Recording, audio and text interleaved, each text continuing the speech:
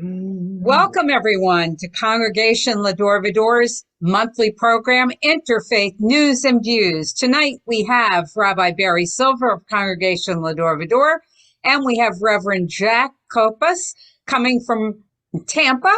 And we welcome you both, and take it away, gentlemen. Well, thank you very much, Sharon. I love the logo you got there. It's really great. So Jack is officiating in Tampa, but right now I believe he's back in Palm Beach County, and he's here with us on Zoom, and it's a great pleasure to have him. He's a wonderful, beautiful pastor. He's very eloquent, passionate about the issues, and very dedicated and sincere to his faith, and it's great to have Jack here. He's also a good friend of mine and our family, and so I really appreciate your making a little time to be with us. We're going to talk about interfaith news and views, which means that it's probably going to be some current events, and then anything else that we'd like to chat about or that you would like to discuss in the interfaith world. So if you're listening in and you'd like to join the conversation, you're welcome to do so. Jack, maybe you could tell us a little bit about what you're doing these days, where you're pastoring, and how things are going with you. I'm in Tampa at a Unitarian Universalist church, and they don't have pastors, they have ministers. I have to scratch out all the pastors and put ministers. They are an eclectic group. How about reverend? Do they have reverends too? Are you still a reverend? Yeah, and all right, well, we still revere you. That's good. Yeah, I revere you too. And they everybody is allowed to have their particular beliefs validated. Most of the people that I've stood before and preached are atheists. And it's really a challenge because I never preached to a large body of atheists like that. And some are Jewish, some are Muslim, some are Christian, some are pagan. We have Hindus, but everybody is respected for their particular beliefs on an equal parity with everybody else. Well, and Jack, when you say that you respect everybody's opinion and their opinions are all acknowledged, does that mean that you send a message that appeals to atheists, or do you sometimes invoke references to a deity, even though they might not all agree? I might refer to it, but I would not tell anybody that that's the reference they ought to have. I would also include whatever it is that they believe. I find it really odd that there's pagans in the church, but I want to learn more about that because there's a lot of them. So when you say you pay respect to what they believe, does that mean that you sometimes give a sermon from an atheist point of view, as if you hold atheist beliefs? No, I give a sermon of what I believe, and then anybody that would like to either add to it or believe it also, or keep their own beliefs, whatever they might be, they have every right to do that. I mean, does that happen? Does that, after you speak, does that happen that they say, well, this is my belief, and they disagree with you about God? Oh, yeah. And I've been chastised because I mentioned Roman Catholic Church, and they said, no, don't do that. Don't mention other denominations, because in a critical way, because then that pits what we believe above them. And then that doesn't fit with what we do believe. Now, Catholics have no problem telling you how great they are, but rather than compare religions, they feel very comfortable just to say everybody's welcome, everybody, and I do mean that, everybody's welcome. So it's a challenge, and it's a good one. And there's all their belief is in like the spirit of humanity, that hell is a terrorist notion, and it is designed to put fear mongering, to get people to do whatever it is you want them to do because you don't want to perish in a lake of fire forever. Is that your belief also, or do you believe that there really is a hell? No, I don't believe there's a hell. And I didn't believe there's a heaven either. So do you share that belief of theirs that hell was concocted in order to scare people into doing what somebody wanted them to do? I don't know if it's concocted, but it's certainly a fearful notion. And it is projected by people that say, you want to get on the right side of the fence, because if you don't, bad things will happen to you. Right. Like, did you ever see the football players wear John 3:16 on their foreheads? Yeah. Fritz brought that to my attention. It should be, right. It should be Matthew 12, 28 to 31, which is, love your neighbor as yourself. What John 3:16 says on their foreheads and uniform, if you don't believe as I do, you have every right to be cast out eternally and go to hell because you're not believing what I believe. Yeah, it sounds kind of harsh. What does 3:16 actually say, though? It's not quite. For God so loved the world that he gave his only begotten son, etc. I mean, that all who believe in him will not perish, but will have eternal life. It doesn't necessarily say that that's the only way to get eternal life, or that if you don't believe that, you certainly will perish. But it is certainly a plausible interpretation of what it is. And it really is something. Have you ever listened to people preaching their particular understanding of what the good book tells them? Yeah, I have heard that before. Yes.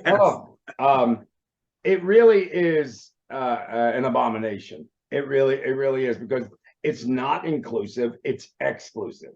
And somebody somewhere along the line decided that your behavior could exempt you from the inner circle of all the gifts and graces that could be afforded to you by a deity, a God. Well, even worse, not so much your behavior, but your beliefs.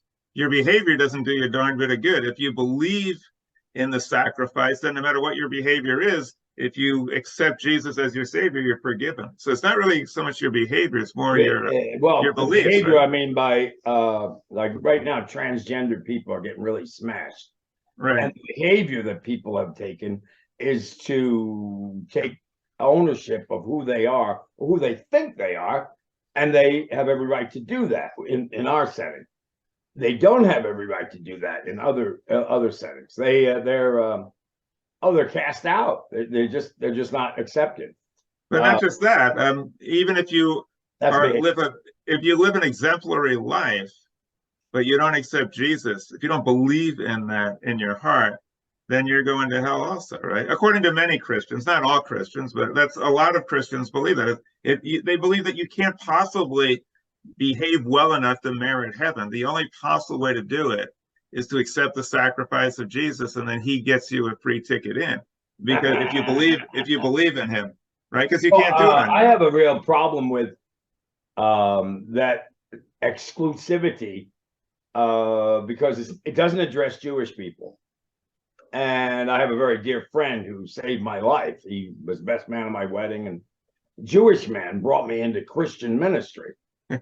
and as odd as that may sound, I get my backup against the wall when people say that anybody who doesn't believe these particular principles cannot or won't get into heaven. Therefore, they're going to perish forever. I refuse to believe that. And I don't now, before you served the Unitarian Fellowship, you were serving the United Church of Christ. Is that where you were at? The United Methodist Church. Methodist Church. That's where I got ordained, and that's where I served churches. And do they share your views about accepting Jesus? Do they share your view that there's no heaven and hell, and you don't have to accept Jesus to get heaven? I suppose not, right? No, they don't accept that at all. Right. Was that difficult for you? Anytime you use fear in a pedagogical capacity to educate people, you are crippling them, and you are giving them Oh, well, I just call it negative reasons for why they ought to come into whose ever fellowship it is.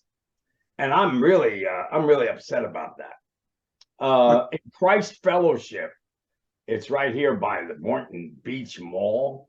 There's a sign that says, if you get to the children early, you win. Yeah, right. It Yeah, really, that's from it really that's from the shocks. Jesuits. The Jesuits said that. Give me a child until he's 7, I'll give you the man. Yeah, and I think They almost say it, but if you read it, I took a picture of it. You weren't allowed to do that, but I still did it. that's good. And there's lots of different kinds of ministries that are at best they are self-serving. Well, it sounds to me like you're pretty comfortable then with your philosophy at the Unitarian Fellowship. Yeah. It sounds like it resonates with your philosophy. I love the idea that there's more than, where Jesus is not to be worshipped, but the examples that Jesus presents, we should try to emulate them. I like that a lot. Well, another way of putting it would be that you emulate his life, not his death. That the life of Jesus is very important to you, but not his death. To many Christians, his death is really all that matters. His life isn't so important. But it sounds like what you're saying is his life, what he lived for, is important. And he was not to be worshipped, but he was to be followed. So you don't think he's part of the Godhead? He was a Jewish man, and he never changed from being a Jewish man. So you don't think Jesus was part of the Godhead? You don't think he was the biological son of God? Oh, no. I think that's most of the stories in the Bible aren't true. They just didn't happen. Well, I have to agree with you. Huh? Yeah, we're on the same page there, Jack. Same thing with my Bible. The reason that they have any value at all, it's a guide, and it's maybe inspirational, maybe it's instructional, but it's certainly not inerrant, and it's certainly not infallible, the good book. And when that happens, you make another icon. I mean, there's another one, and then there's another one, and another one. And I think people are desperate to do that. And when you are desperate, then you don't have anything that's healthy. You don't have anything that's growing. You have, knee-jerk reactionary. That's just the kind of, if it's inclusive, I think that's the first place to begin. If it is not, then there's no place to begin. You can't really be in dialogue with people who are fanatically fundamentalists. And I think that's the group that's the danger to society, fundamentalism. Yeah, now let me ask you something. So if you believe that fundamentalism is a danger to society, I suppose I know you have a moral calling to call out things that you think are dangerous and to speak about it. But apparently at the Unitarian Fellowship, although philosophically you're on the same page, they don't share that view, apparently, that if there's certain people doing things that are very harmful to society, you should speak out against it. Apparently they don't share that view. Is that right? That's not true. Well, you said they got upset with you because you said something about the Catholics. Yeah, that I mentioned the Catholic Church, but issues are very definitely ones that they take on. Right, but not people. You can't say the fundamentalists are doing this. You can't say that. Well, you can, but you don't want to name them. You don't want to say Harry Smith is a fundamentalist. You can't do that. You can't do that. You can point to that group. No, but before you said they told you couldn't say bad things about Catholics. If you mention fundamentalists and things that they're doing that are harmful, would they get upset about that too? You can't. I misunderstood there. It's not that you can't say bad things about Catholics. It's that you can't compare our religion to Catholics. I see. They don't, because it looks like you're doing it. We're better and they're not. Now I believe we're better and they're not. But that doesn't mean anything. That doesn't. What matters is that everybody feels welcome. We have a couple of priests, Roman Catholic priests, who are retired and are attending our church. That's great. That's really good. I mean, it's I've never been like a great place. I've never been amongst people like this. I mean, they really are movers and shakers, and they care deeply. They really get into the trenches, and they believe it's very important to address these issues. So they're activists. They're activists like you are, So. right? Very much so. And most of the founding fathers of our country were Unitarian. Right. Jefferson, yeah. Adams, I don't know if Washington was, but you could see it in Jefferson's writing, his taking it from different areas when he was, remember he was over in Paris? Oh, he liked what he saw. A lot of it was Unitarian, and very inclusive, and very definite about separation of church and state. Yeah. Well, they were mostly deists, and just for people who aren't familiar with the term Unitarian, what it means is that Christianity is Trinitarian. In Christianity, you believe God is three: Father, Son, and Holy Ghost. That's right. These were people who emerged out of Christianity, but they were deeply rational thinkers, Age of Enlightenment, science-based. And so the Trinity didn't make sense to them. They didn't agree with that. They just thought that there was God, but they didn't go in for the Trinity, and they didn't care for Christian doctrine. They loved Jesus. They had their view is very similar to what you're saying, Jack, and the Unitarians. They loved the example of Jesus. They thought he was a great guy, but the religion that emerged surrounding him, they thought was exceptionally corrupt and harmful. And that's why they erected the separation of church and state, because Madison said they didn't want the soil of America to be soaked in blood like it was in Europe, where they were fighting over these religious wars. Now that has come back to bite us. Yeah, why is that? Because the Church of Scientology has a tax-exempt status. They're not required to report anything. And my belief, maybe I could be challenged here, is that they're a cult and that they are not a religion at all, but they're classified as such. So they don't have to report anything to anybody. Separation of church and state. And I find that to be one of the flaws of that statement about separation.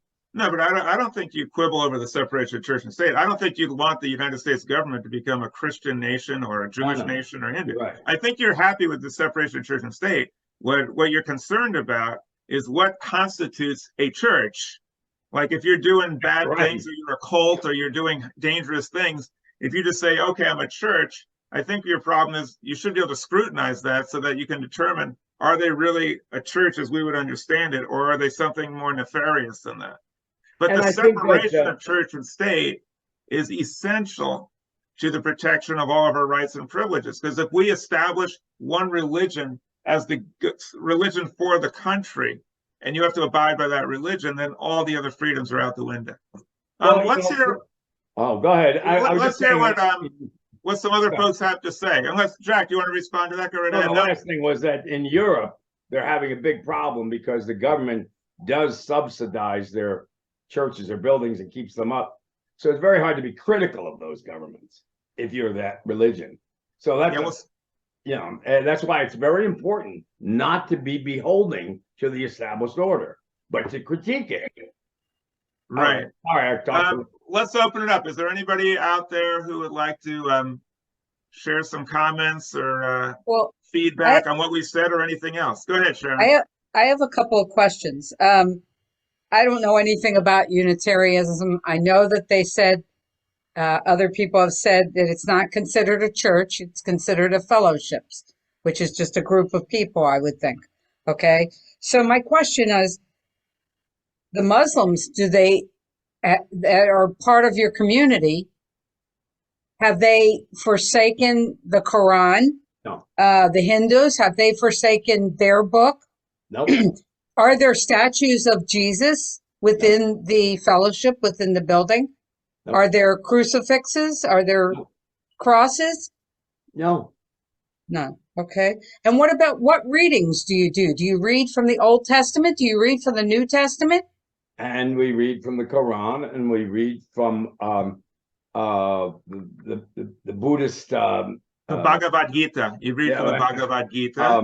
And people come up with different things. We have even a secular group of participants. So are these philosophers. different services then? Is there a service where you Everybody read from the together. Quran, a service where you read from the New Testament? No, we have a service. Everybody's invited. One service. You see, And Sharon, within that service, you'll see readings, like we have readings, and the readings will reflect different points of view. It won't all be Christian readings. There might be some things from Christian scripture. There might be something from Hindu. There might be a philosopher or a great social commentary. right. And there might be something from Judaism. But there is a certain pattern to it. They do have like readings. They have music that's part of their liturgy. They also have a sermon, and they have a collection. And then they have a part where they say, anybody have anything they want to report, like blessings or sorrows? And then they also have where you can, you can like remember the songs your loved ones. They sing. They've changed the lyrics. You know, they can do that because they're not making any money off it. They're just singing the song, but they're changing the words. And I find so they're adapted. They adapted the music. Yeah, to some extent. But if you go into a typical Unitarian fellowship, they have a hymnal, and that hymnal looks a lot like a Christian hymnal. It has a lot of music that comes right out of Christianity. Some of it's been altered, most of it not, but the explanation is given of a universal way. So they might be singing certain things from their tradition, because Unitarianism emerged out of Christianity, but it emerged from some incredibly enlightened intellectuals who were part of the Age of Enlightenment. Like Jack was saying, where it started? In Romania, and where Dracula. People say, "Oh, you're the pastor of the Dracula church," and right there in Romania is where it started. And but the people who practiced it in the United States, there were people like Ben Franklin, Thomas Paine, Thomas Jefferson, like some of the smartest, brightest people who created our democracy based on separation of church and state.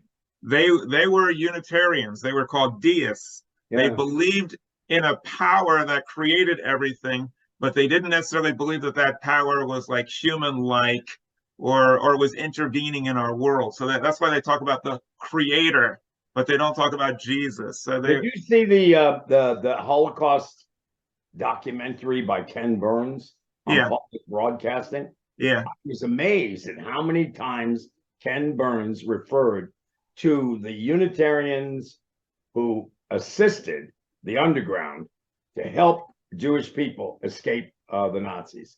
It's extraordinary. It's extraordinary. It is. Well, one thing we know for sure, the Unitarians have been the leaders in social movements such as the abolitionist movement and standing up to fascism, the environmental movement, the women's rights movement, gun control. I mean, that's why, Jack, I think you fit in so well there, because Jack is a firebrand. Jack can turn on a crowd and get them energized around issues. And the Unitarians are like that. The Unitarians are diverse. So there's some Unitarians who believe that we shouldn't get involved in all these issues. We want to be more contemplative. But most Unitarians are really very much involved. They see that as part of their part of their ministry, and they're very strong about that. And we're having a peculiar thing with the governor of Florida removing books from the shelves. Now, some of those books I taught them when I was a teacher, and it really saddens me. Well, Jack, you're a subversive. The fact that you taught those books doesn't mean anything. That's probably more reason for him to ban it.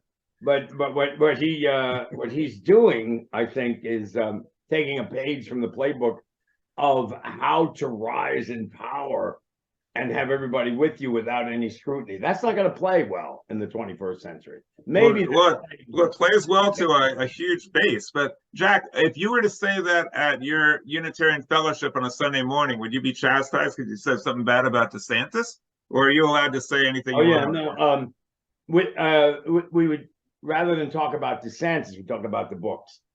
Yeah. You would just say there's some guy out there somewhere who kind of runs Florida and he's banning books, but I can't remember his name. They're more angry and upset and and disturbed by what he's done than I am. And me mentioning him is irrelevant to how they're going to stop being so angry. They're very, very upset about what he's done. Oh, yeah, I know. If you notice, he's so far behind in the polls now. And I think I just don't think he's ready to be in prime time.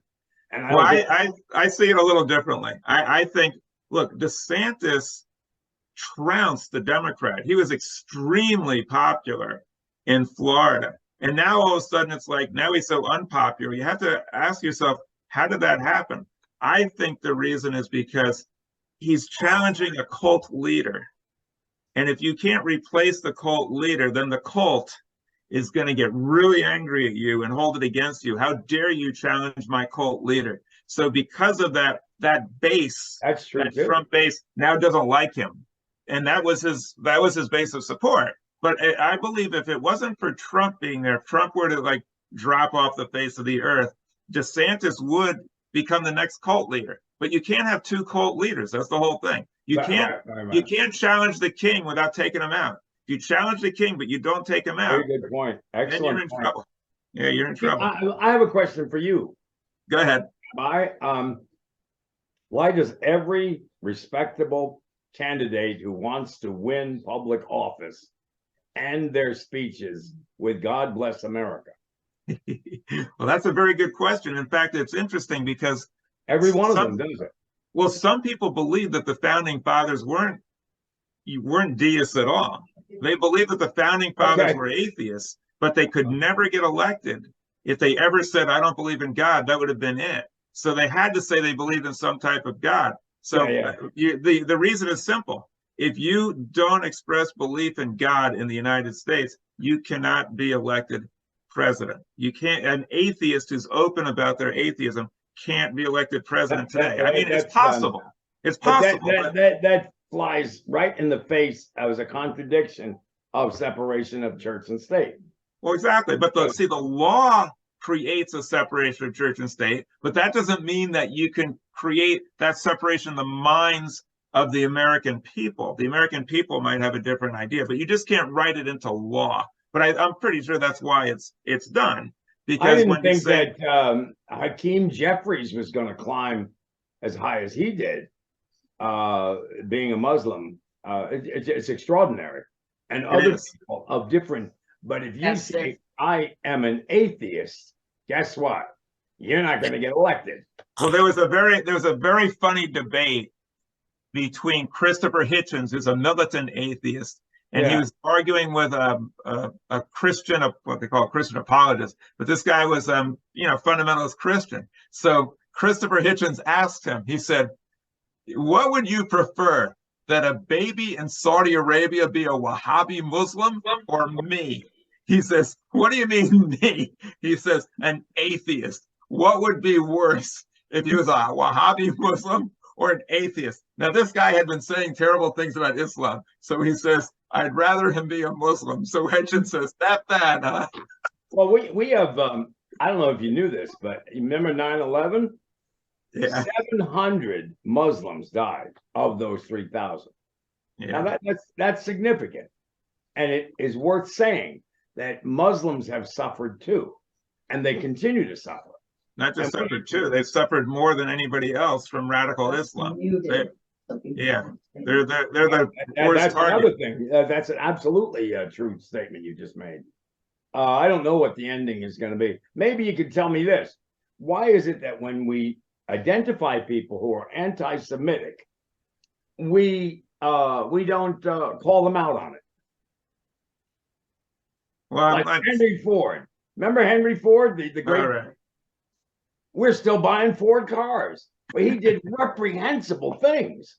Why are we giving them a pass? Well, Lindbergh too. I believe that. Lindbergh too. Well, I believe in those days there was quite a bit of anti-Semitism, and so if you were anti-Semitic, it was really not a big deal. It's just part of the culture. Today, and now we kind of forget about it because Henry Ford isn't still running around saying anti-Semitic things. But today there's a different sensitivity to it. So now if somebody comes out with something that's viewed anti-Semitic, they're a pariah. They're pretty much finished.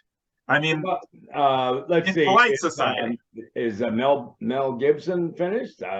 Well, Gibson is a pariah. I mean, his reputation has been tarnished significantly. But you're right. There's a lot of people who still harbor anti-Semitism. So to those people, you're in good graces. But in polite society, you're kind of done. What do you say to people? How do you respond to people who and I know they've talked with you, out and out say to you, and they've said it to me, that they are Holocaust deniers? What do you say? Well, I enjoy speaking with people who have a different point of view. So I enjoy. Is that what that is? well, I enjoy exchanging views with people I disagree with. But you see, when they start getting into Holocaust denial, that's not really a difference of opinion. They're fact deniers, or they're not using rational thinking or evidence. It's like someone who says that the Earth is flat, or even someone who says that evolution didn't happen. Or, I mean, there's certain things that it's not a matter of opinion, it's just facts. And like they say, you're entitled to your own opinion, but not your own facts. Right. If someone comes to me and they deny the Holocaust, I might explain to them certain things. And then very shortly, I realize whatever I say is irrelevant. They've already made up their mind and they don't want to be confused with the facts. And so after a few attempts, I usually would abort the effort, because I can see that if you haven't rationally got into a belief, if the belief wasn't formed through reason, then it's probably not going to be undone through reason either, some emotional level. So I debated somebody once who was a Messianic Jew, and he was saying that I'm still Jewish and I believe in Jesus as the Messiah, and I believe that you have to accept Jesus or you're going to go to hell, everybody, including Jewish people. So what I did was, I was arguing Bible verses to dispute him, but then I used another argument that was a little from out of left field. And he didn't know how to respond. I actually have the debate you can still find on the internet. It was like maybe 30 years ago. Wow. And I was debating this guy. It was really wild. So I said to him, I can prove that you might believe in Jesus, but you're no longer Jewish. Oh, wow. So he said, why is that? So I said to him, Moses was told by God, I'm going to wipe out the Jewish people, but I'm going to save you, Moses, because you're my special chosen one. I'm going to wipe out the Jewish people. And what did Moses do? He argued with God. He challenged the authority of God himself and said, no, you can't do that. That wouldn't be just. If you're a just God, you have to act justly. You can't do that. So then I cited Abraham. Interesting.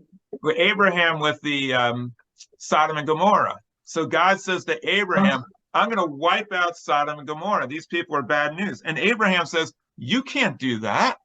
That's not fair. You're going to wipe out innocent people with the guilty? What kind of God are you? And he bargained with him, pleading for the innocent. So I said to him, if you were really Jewish, you would be appalled that God is going to wipe out the entire Jewish people and all people who aren't Christian. You would be appalled. You wouldn't just say, okay, tell me where to sign and I'll sign up. Tell me what you want me to believe. I'll believe it. You would be arguing and fighting and demanding justice for all these people who you think are going to hell. You wouldn't just say, oh yeah, that sounds good to me. So you might believe in Jesus, but you are no longer Jewish, because if you were, you would be arguing and fighting with God himself. And he had no response to it. Because he had never heard the argument before. He really didn't think through it, and that's a big problem. Yeah. And somebody said to me, "You ought to contact this guy and see if he'd want to do round 2." Oh, stop! 30 years later. Because I had a good time. That was a lot of fun. Is there anybody else who wants to join in the conversation and share a point of view? Anybody else? Well, I'll just say this, Jack. The book banning we're challenging here in Palm Beach County. You probably know in 2 days, I filed a petition with the school board to ban the Bible, because I say that if you take all the criteria of DeSantis for what constitutes a book that shouldn't be shown to children, violence, sexual immorality, intolerance, anti-science, the Bible's like at the top of the list of all of these. So I said, if you want to start banning books, then you better do it even-handedly. Otherwise, what you're doing is censorship. You're censoring books you don't like. So I have a petition that's I'm going to be heard in front of the school board on Wednesday.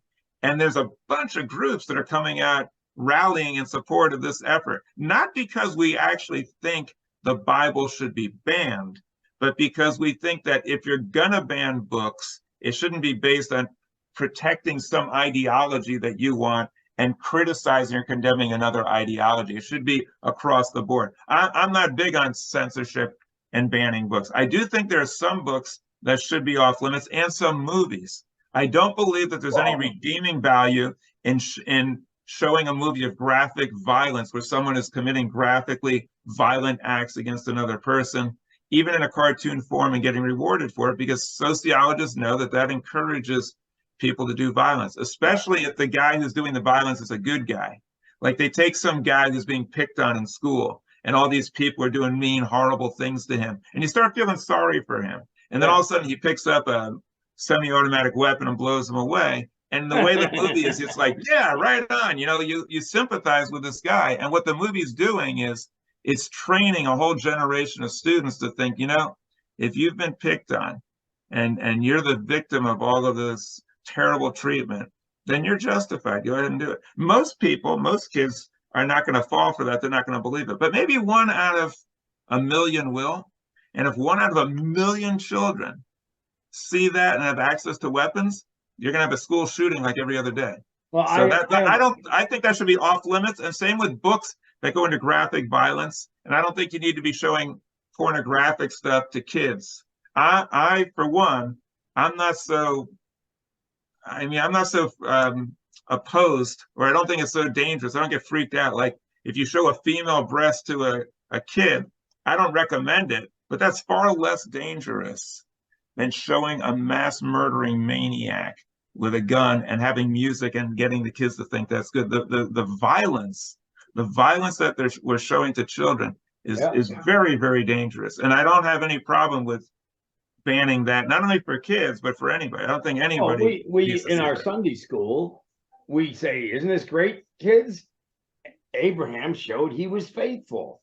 He brought his son up to the top of the mountain. He had the stake ready to just put it right through him. And at the last second, isn't that great? God said, nope, I believe you. You do have faith. Well, today, Dyfus would be called in. Charges would be brought against Abraham. Isaac would be in foster care. And this would be a big deal. We teach this to our kids as a story of, look at what he did to show he was faithful. I think that's reprehensible. But the Unitarians don't. Right, the Unitarians don't think that's a good story, right? They don't. I think it's a terrible story too. So do I. I think it's abhorrent. And it's also interesting. Others. It's also interesting that Abraham went to bat for strangers who were corrupt and malicious in Sodom and Gomorrah. He challenged God and said, "You can't do that." But with his own son, he said, "Okay, I have no issue with that." That's deeply immoral, right? I agree with you. It's is everybody welcome in your synagogue? Of course, everybody's welcome. But the thing is, I have the same issue that you do, Jack, because what I say, like any preacher, what I say, not everyone's going to agree with. Now, in most circles, that's okay. It's not expected that everybody in the congregation agrees with the rabbi or the minister. That's why they're there. If they just said whatever you thought, how would they teach you or how would they help you to grow? So it's normal that you will say things or I will say things that some people are going to disagree with. The issue is, how do you make them feel if they disagree? Do you make them feel like they're morally reprehensible? Do you make them feel like they're stupid? Or do you make them feel there's something wrong with them if they disagree?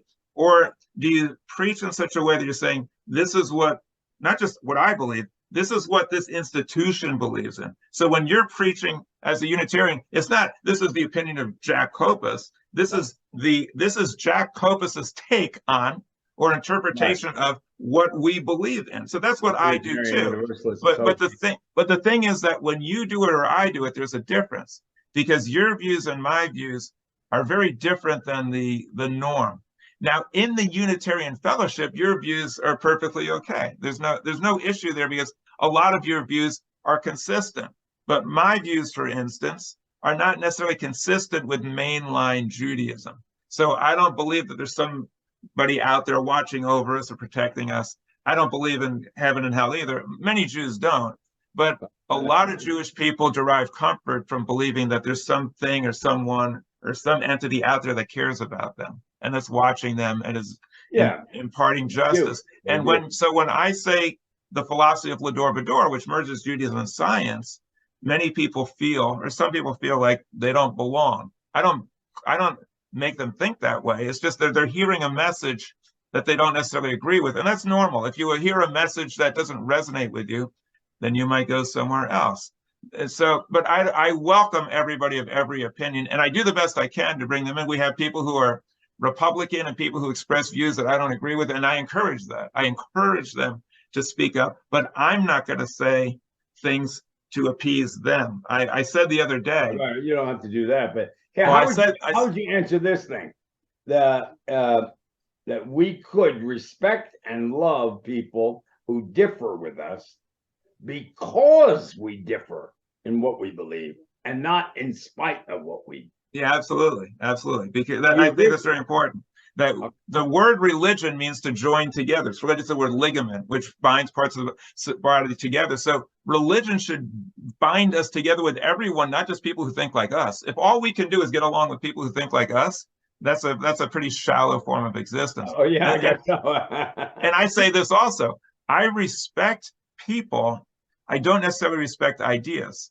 So somebody might harbor ideas that I don't have any respect for, like if they're a Holocaust denier, or someone who's going to spew hatred, or someone who's going to say evolution didn't happen, or there's no such thing as climate change. I don't respect that point of view or that opinion, but I still respect the person. I don't judge a person in their entirety by some opinion that they have. Right. And I welcome that. But when you say, Jack, that you have people who are Hindu or Muslim or Christian, you have people, I would surmise, that are not fundamentalist type Muslims or Christians. Like a fundamentalist Christian is not going to feel comfortable. The person who would feel comfortable with someone, let's say they were raised Muslim and they believe in many qualities of Islam, like respect for authority and giving charity and being good people and being kind. They learn this from Islam, but they don't accept the theology that many Muslims hold, that you have to believe in Allah and the Quran or you're going to hell. If they believe that, they wouldn't have any part of what you're doing, because what you're doing would be heresy. Same thing with a fundamentalist Christian, and same thing with an Orthodox Jew. So you could have plenty of Jews in your place who are secular or progressive, but you're not going to get Orthodox Jews or fundamentalist Christians or card-carrying Muslims. They're not going to. I used to live in Muncie, New York. You know where that is? Yeah.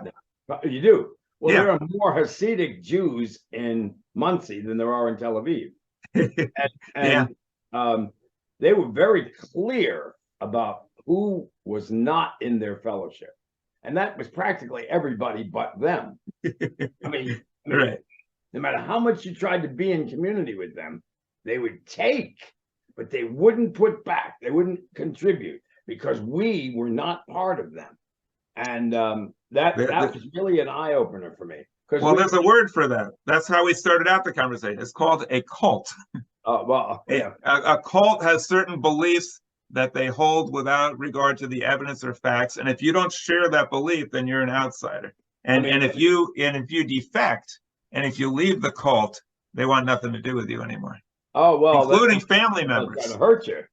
Including family members. Your own son could leave the cult, and they'll disown them.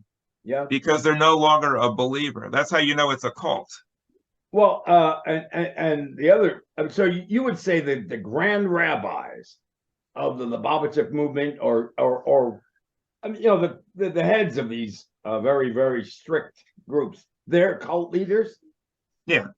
Same thing with the the Hasidic. I mean, there are some distinctions, but in general, the Hasidic, the Lubavitch, they look at their rabbi as if they're like godlike. We even have a group of Chabad who look at Schneerson as if he was the Messiah. That's how much they revere these people. And they say, oh yes, he's the Messiah.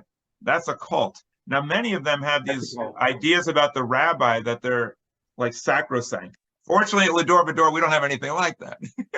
People, if I say something, there's a good chance I'm going to get a lot of pushback from that. They don't think, oh, he's the rabbi. And I don't seek that. I seek difference of opinions and things like that. But among the very Orthodox, they tend to revere their rabbis, and even many of them give them like mystical, magical powers. And it is very cult-like. A lot of times they'll say, like, I have to ask the rabbi if I can do this, or he'll tell me. And so they don't do their own thinking. Well, They allow someone else. They allow someone else to do the thinking for them. They you remember Fiddler on the Roof? I remember it well, yes. They went to the rabbi to get a prayer for the Tsar of Russia. And yeah, just what you're saying, they referred to the rabbi, and he said, okay, I'll pray for the Tsar that he stays as far away as he possibly can. But I mean, or something like that. But I thought it was interesting that they went to the rabbi to get it official. I don't know, I mean. Well, but that also indicates something else. There's something unique about Jewish humor. Jewish humor has a characteristic of taking down the authority figures, taking them down a few pegs. The Jewish people are constantly challenging authority, especially arbitrary, cruel authority. And they use humor because they couldn't do it any other way. So they use humor to take them down. So they go to the rabbi, and instead of the rabbi praising the Tsar, he says something like, it sounds good, but he's really saying something bad. That's typical Jewish humor. Like, who is it? Who's the one that created that play on Broadway? The producers? Yeah. Mel Brooks? Yeah. And he said the best way to counter that the evil authority of Adolf Hitler is through humor. Right. That is an effective way, especially if you have no other way of speaking out. If you do it through humor, it's not quite as cutting. Sometimes you can get away with things. Well, I mean, the producers, it shows, how they dealt with Hitler. And I mean, I think it is a good way to do it. Well, in the old days, when they had the divine right of kings, you couldn't criticize the king, but they did allow some criticism in the form of a court jester.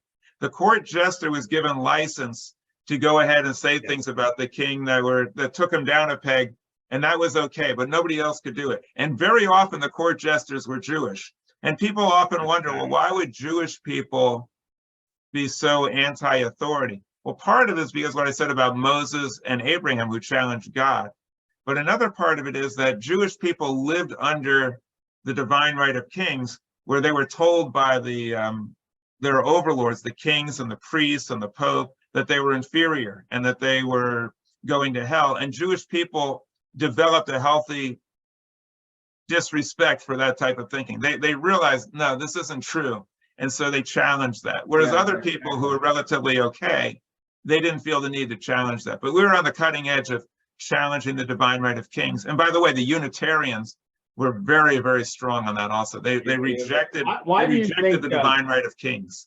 Why do you think certain groups believe still that the Jews killed Jesus? That's very easy to understand. The more you interpret the Christian scripture literally, the more you will blame the Jews for the death of Jesus, because in Christian scripture, Jesus was afraid of the Jews. The Jews cried out, crucify him and may his blood be upon us and our children. Jesus said, you Jews are of your father, the devil. There's a lot of things in Christian scripture that is very anti-Semitic, and blame the Jews for the worst crime in the history of planet Earth, deicide, killing the pure and innocent Jesus, and not just doing it overtly, but being so sneaky and devious that even though they were under Roman occupation, they somehow manipulated the powerful Romans to do their dirty work. I mean, that's not just evil, it's devious. And so it's sinister. So the more you believe that is literally true, the more in your head you're going to think, oh, God wrote this stuff and he says the Jews are my enemy. But to the extent that you no longer consider that to be literal truth, for instance, the Unitarians, they're not going to harbor anti-Semitism in the Unitarian fellowship. You're not going to see that at all. But if you go to a fundamentalist Christian, they might harbor these things, but they're not going to come out and say it. They still might support Israel. They might be good friends of Israel, but in the back of their mind, they're thinking, well, I support Israel because that's necessary for Jesus to come back. And once he does, 144,000 Jews are going to convert and they're going to see the light. And the rest of them, the hell with them. Isn't that Jehovah's Witnesses or something? Well, a lot of eschatological Christians believe that. Yeah. Well, that's true too. And I find myself saying we've come far, but we got a long way to go. Well, Jack, you are part of helping people to go that way, because you are moving people in a direction of inclusion and love and acceptance of different people and different beliefs. And also, I believe that you're also speaking out in a very positive way about issues that matter. You're not just preaching like, oh, you should be better people, but you're talking about issues that are important and making the world better. You try to improve the individual and society at large. And I think that is the obligation of all all ministers now. Why do you think that people need a scapegoat? Well, to further their cause. Like, well, it's very transgender youth that they're attacking the transgender kids, and I wonder why. Where did they come from? Yeah, out of nowhere, you're attacking the transgender kids. Well, if you're a leader of a country, and once you take power, the country isn't doing everything perfectly well, you still have problems. You can't say, well, I'm not a good leader, I would have changed things. It has to be somebody else is doing all this stuff. It's got to be somebody else. So you have to blame somebody else. And so it's just natural for leaders to do that and to find a scapegoat. The original scapegoat with Christian theology, which you're probably familiar with, Jesus predicted, before some of you taste death, I will come back in my glory. And people said, well, when are these days going to happen? It's going to say within this generation. Well, about 100 years later, Christians started asking, like, well, Jesus couldn't have got it wrong. How did Jesus mess up? Because he said within the lifetime of people, and it didn't happen. What happened? So the explanation was God intended to come within his lifetime, but the Jews rejected him. And because the Jews rejected him, he decided, okay, I'm not coming. I'm only going to come back when my people accept my sacrifice. And therefore, it's incumbent upon Christians in the early days and throughout Christian history somewhat to persecute and punish the Jews so they would recognize the error in their ways and come around. And that's why some of the Christians were arguing that all the Jews should be annihilated. And some of them were saying, no, you can't do that. They should be here as a permanent reminder of what happens to people when they reject Jesus. So they were the ultimate scapegoats, because the church had to explain, if Jesus came to make this world better, why isn't it better? Oh, it's because of those guys. It's those guys. I mean, it has to be somebody, but only Harry Truman said the buck stops here. So we have to see, did we do all we could to bring about the kind of respect and equanimity that we're talking about here? No, we didn't. No, we were too busy with our own setup. I mean, you look at Dr. King, all the way through the South getting his head kicked in. Where were these ministers that, they were actively opposed to King and end of Jim Crow? Billy Graham, who's that fella in New York with the Marble Collegiate Church? Schuler. The Schulers in California. Where were these people? Bishop Sheen. Where were all these people that were hiding out? And other people, but the Unitarians and the Jews were right behind. Absolutely. Yep. Well, that's why I really wanted to have you on, because it's a pleasure to hear a breath of fresh air. I'm glad you're in a milieu where you fit in very, very well. They're very, very lucky to have you, and so are we. I always enjoy people speaking. Over there. I mean, not just over there, but I'm amazed that I was a Unitarian years ago and I never knew it. That's why I always had problems with having a bishop and all that, because I was in the wrong setup. And now I feel, wow, the possibilities are limitless, and better things are happening because of their participation, because they see measurable results. Absolutely. Well, they say that the Jewish people have a symbol, it's the Jewish star, and Christians have a symbol, it's the cross. The Unitarians have a symbol, it's a question mark, because they don't have anything definite about God. It's kind of like, hey, whatever you think, that's cool. I like their views. I like the fact that people are allowed. I went to a pagan ritual. Yeah. And I wanted to see what they do. And unfortunately, because I was the only minister of that church ever to go to a pagan ritual, because I just wanted to say, nobody ever did that. They all were looking at me. I said, wait, I want to see what you're doing. I mean, you know, they wouldn't let me see the pagan ritual because Well, did you wear your garb? No. How did they know knew that I you were a was. minister? They You knew. told them. I mean, they were the pagan rituals are on our campus. Oh, right. Well, I've been to pagan rituals, and I dated a pagan, and I have a lot of respect for the pagan tradition because they celebrate nature. They celebrate Earth. It's Earth based, so they celebrate the solstice and things like that. They celebrate the natural world and the planet, and I think they're a very good force. I think they're very good because they keep me on my toes. I mean, they'll come in with philosophical things they found, readings, and it's great. It really is stimulating, and so I wish all of you well. Thank you, Jack.